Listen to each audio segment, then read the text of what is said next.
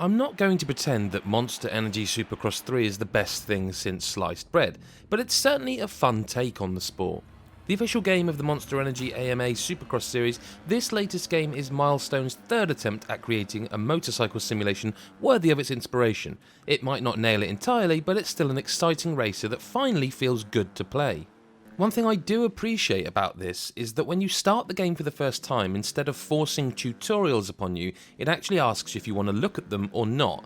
This is great for veterans of the series or people who know enough about the sport and its bikes that they don't need to be told how to suck eggs.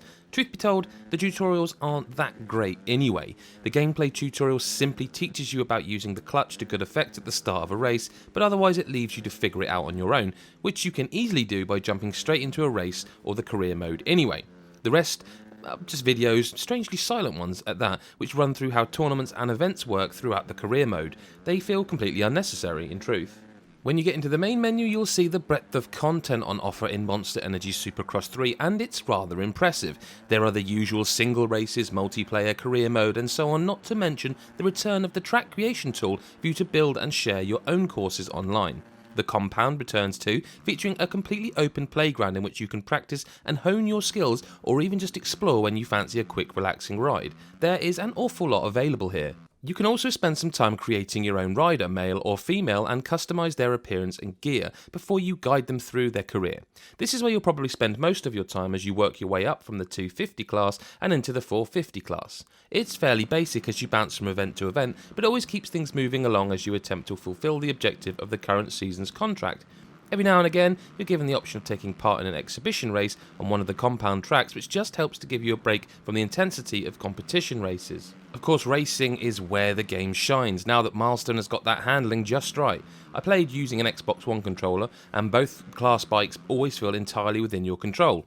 They lean nicely into corners, with braking and accelerating responding smoothly, allowing you to corner as easily or as aggressively as your riding style requires. You can use the right stick to shift your rider's weight on the bike as you aim to ride the undulating waves of jumps, bumps and whoops of each track, and you really cannot take this for granted. How you position your rider is just as important as how you position your bike, and can be the deciding factor in the outcome of a race. Supercross racing can be unforgiving. A shoddy landing on the first in a long series jumps can slow you right down as you clip every following bump at the wrong angle. It's painful to watch and is very difficult to correct. And that's where the rewind feature comes in handy. A tap of the shoulder button will begin winding back time a short way, allowing you another chance at that jump, or whatever mistake you might have made, possibly separating your poor rider from their bike.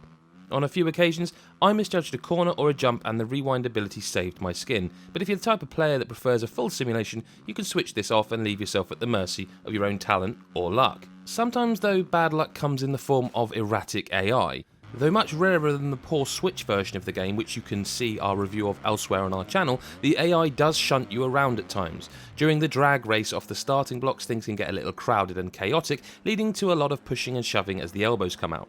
Not everyone makes it through the opening bend in one piece, but that also highlights how realistically unpredictable races can be. The AI has its issues, but often it means your opponents are just as prone to mistakes as you, which is something I do actually really appreciate in any racing game.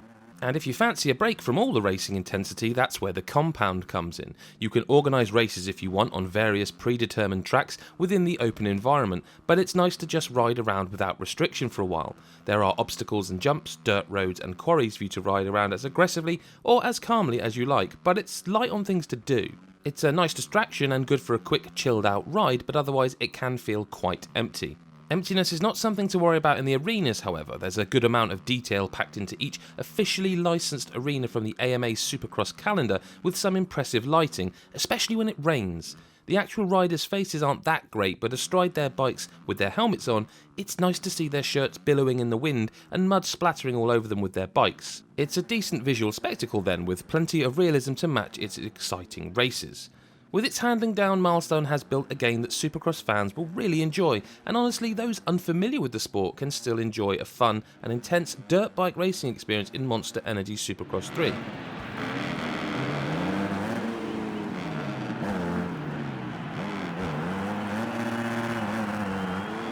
Thanks for watching. If you enjoyed this video, please do like and subscribe, and really importantly, hit that bell button so you never miss our next review, preview, or just whatever fun video we're up to that particular day. Thanks for watching. Bye for now.